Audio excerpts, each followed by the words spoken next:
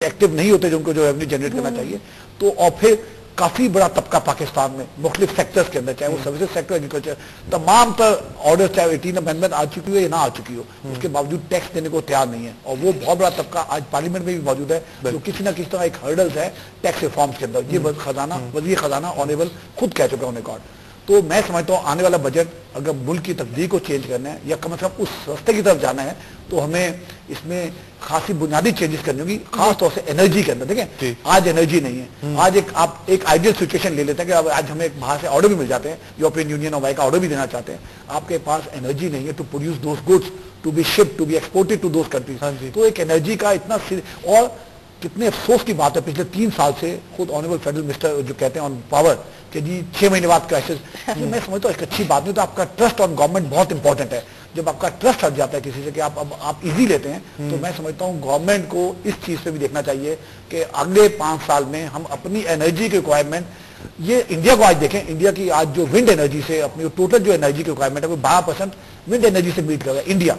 Next door neighbour, मैं Germany की बात नहीं कर रहा जहां 20-22% है, मैं किसी और जगह की बात नहीं कर रहा। तो क्या वजूहत है, चाहे वो सोलर एनर्जी हो, अल्टरनेट एनर्जी हो, कोल हो, हमने किसी तरह भी सीरियस कदम नहीं उठाया, सीरियस जिसके रिजल्ट्स हों। आज कोयले से आप देखें, एक बात अगर नोट करना, चाहे चाइना हो, चाहे इंडिया हो, चाहे अमेरिका हो और चाहे जर्मनी हो, इनकी जो रिक्वायरमेंट्स हैं एनर्जी की, कोल से 60% से ज्यादा है एनर्जी की टोटल रिक्वायरमेंट का बेस। तो आज पाकिस्तान में 1% भी नहीं है। तो क्या हमने कभी सीरियस सोचा कि ये जो गोल्ड माइन आगे का नहीं सोचते, बट अच्छा सोचते अगले साल जब आप अनाउंसमेंट करते हैं तो मैं समझता हूँ आप based on some realistic figures अगले साल के 2000 बिलियन 1900 बिलियन के करीब सोच रहे हैं। आप जब 1580 नहीं हासिल कर सके, आप इन्फ्लेशन की बेस पे करके सोच रहे हैं। और फिर आप, हमारा गवर्नमेंट से एक रिक्वेस्ट है इस साल, जो आप चाहते हैं कि क्या हो, हमारी एक रिक्वेस्ट है, जब आप एनुअल बजट बनाएं और बजट के जब डेवलपमेंट फंड रखें 500-600 बिलियन जो लास्ट करा, उसको कम से कम आप इस साल कमिटमेंट करें कि किसी तौर पे नहीं चढ़ा जाएगा। लॉ और ऑर्डर का आपने जो भी रखना रखें, जब डेवलपमेंट फंड सही जगह पे सही टाइम पे इस्तेमाल होगा तो शायद हम कुछ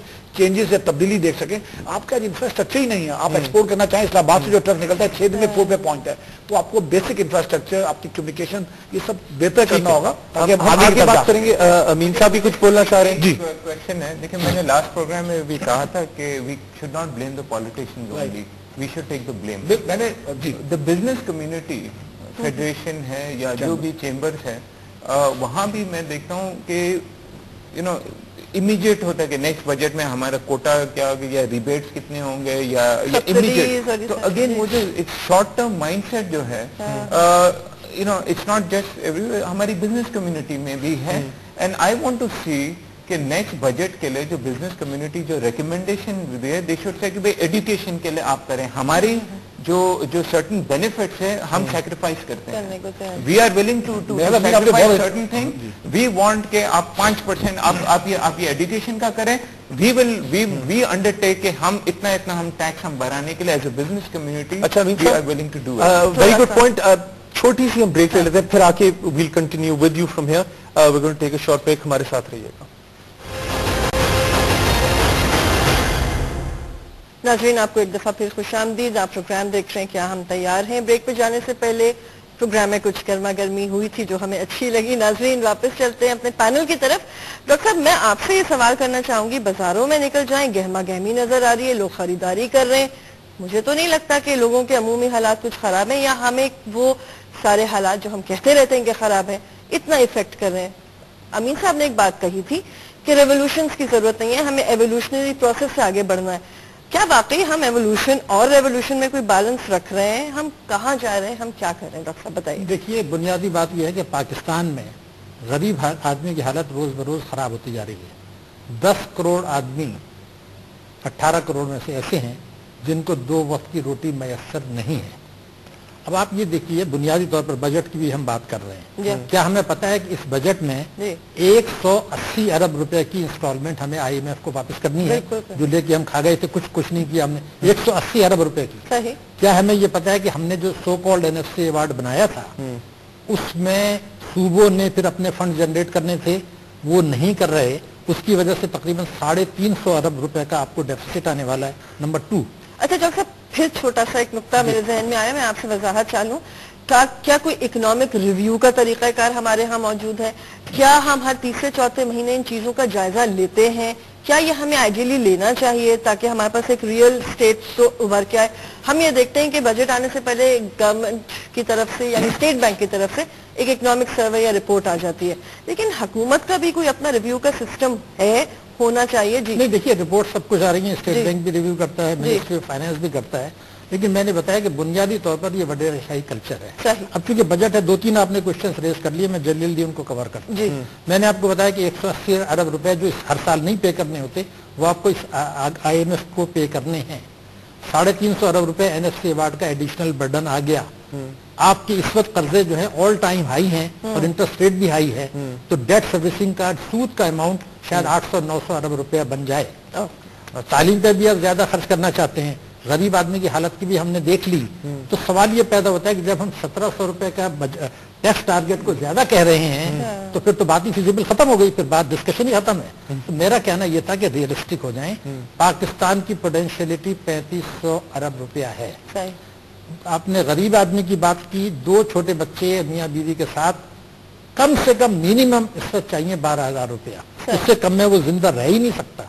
अब शहरों में जो आपको कुछ वो नजर आ रही है, 11 अरब डॉलर की आपके पास रेमिटेंसेज आ रही हैं, जो उसके बाद करप्शन बढ़ रहा है 900 अरब रुपए का, उसमें खास तबका जो है उसको ले रहा है 900 अरब रुपए को, वो फिर होटलों में और मार्केट में नजर आ रहे हैं। मैंने जैसे आपसे कहा कि 1900 अरब रुपए की आपकी टैक्स की चोरी है, तो जो लोग चोरी कर रहे हैं उनके पास तो दौलत आ रही है। एक और बात जो कि पाकिस्तान के नुक्ता नजर से हम लोग बात नहीं कर रहे, वो ये है कि इस वक्त हमें 9/11 के बाद से 56 अरब डॉलर का नुकसान हुआ है, 56 अरब डॉलर। अब आप ये देखिए कि मैं अमेरिका का डॉक्यूमेंट देख रहा था, दहशतगर्दी की जंग में उन्होंने 1248 अरब रुपए खर्च किए, 1248 बिलियन। अमेरिका खुद कहता है कि सबसे ज्यादा नुकसान पाकिस्तान ने उठाया, हमें तो 2% भी नहीं मिला और ये नुकसान हमने उठाया। और उसके बाद पाकिस्तान के समझदार लोग ये कहते हैं कि अगर अमेरिका हमारी इमदाद बंद कर दे तो हम कोलैप्स हो जाएंगे। अरे भाई, आपने 56 अरब डॉलर का नुकसान उठाया है, 11 अरब डॉलर उन्होंने आपको दिए हैं, और जबकि वो 1248 अरब में से अगर हमें 5% देते तो हमें 60 अरब मिल जाता, हमें 2% भी नहीं दे रहे। तो इन चीजों को समझने की जरूरत है। ये समझना कि अगर अमेरिका इमदाद बंद कर दे, IMF से हमें कर्जा ना मिले या सैंक्शन हो जाए तो पाकिस्तान कोलैप्स हो जाएगा। खुदा के लिए ये बात ना करें, ये गुनाह है। जब हमारा, मैं एक जुमला आपको बता दूं कि जिस वक्त हमने न्यूक्लियर ब्लास्ट किया था उसके बाद पाकिस्तान का ग्रोथ रेट बढ़ा था, आप रिकॉर्ड निकाल के देख लीजिए। तो मेरा कहना ये था अपने आप को अंडर एस्टिमेट ना करें।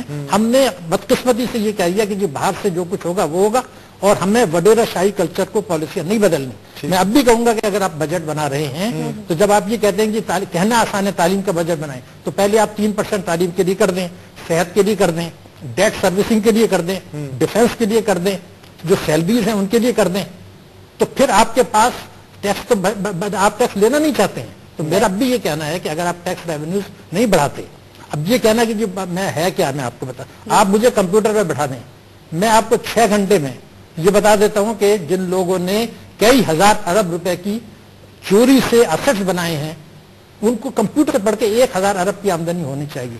और मैं आपको बताऊं कि 25,000 खानदान हैं पाकिस्तान के जिन्होंने 2,520 अरब रुपए के कर्जे लिए हैं, जो 18 करोड़ की आबादी में जो कर्जे बैंकों ने दिए हैं उसका 80% है।